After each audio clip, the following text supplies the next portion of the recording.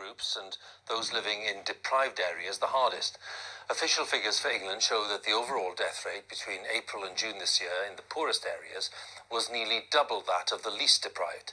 The government says it is committed to reducing deprivation and has spent over £100 billion in welfare support this year, and that they are ensuring that councils have the appropriate resources.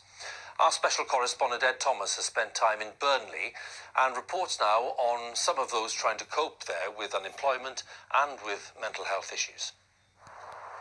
I love the poor because I know I'm the poor.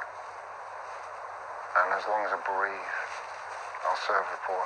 No need to post, there's plenty. You see all these people, they have children. Hungry children.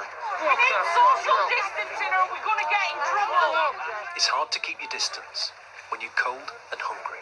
Politicians say that it was a level, this coronavirus. It's a lie, because if you're poor, you've got no chance.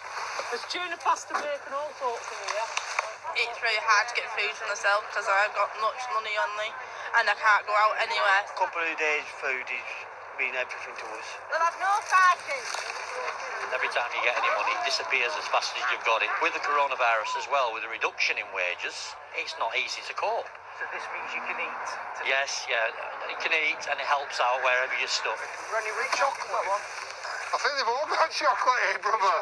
And all this is laid on by Pastor Mick. The need's massive, absolutely colossal.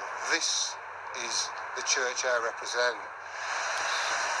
The level of need here in Burnley at the moment is, I think, unprecedented, and it's upsetting. We got some bread as well, yeah?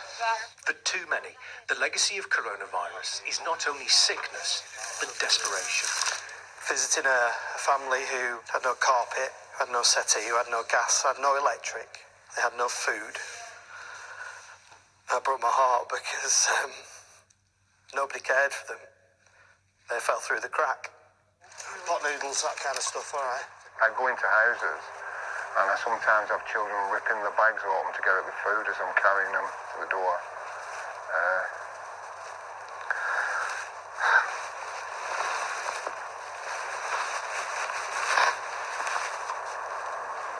And it's not all right, that.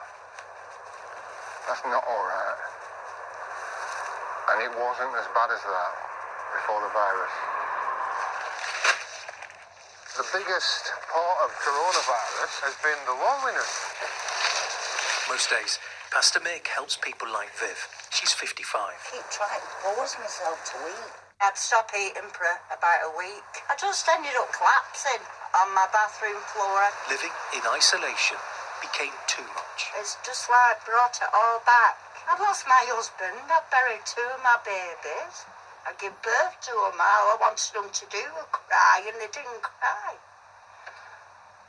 Yeah. No mother has to go through that. The coronavirus brought all this. Yeah, it's brought every moment back to me. When you collapsed, what went through your mind? Just let me go, my number must be up. I thought my time were up. And Pastor Meg says he's hearing more and more of these stories. We're trying to fetch a bit of hope to people's lives. The unfairness of health deprivation. I feel angry because people aren't listening. What has coronavirus meant for your care? He stopped it. I'm supposed to have a blood test done once a month for my cancer count. Nobody's been and done it. 6 months. I don't want to be a drain on the system that's already dying, because I'm already dying. We can't do nothing to help. We've just got to sit back and watch it. There's not many people lose a child, and there's even less that lose two. The First Lady of our food bank came and she broke down. Her daughter had killed herself. We pray. In Jesus' name. Amen. You have to try and find words. Without their support, what would have happened to you? Me, I'd probably be where my daughter is now. Up there. I probably would have took my own life if it worked for him. Together, they're the hope for thousands through this crisis. Do you know, it's you carry people's burdens. You try to tell them that it's all right.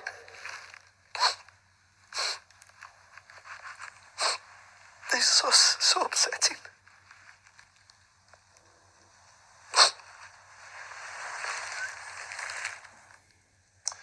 That was Father Alex Frost ending that report there by our special correspondent, Ed Thomas.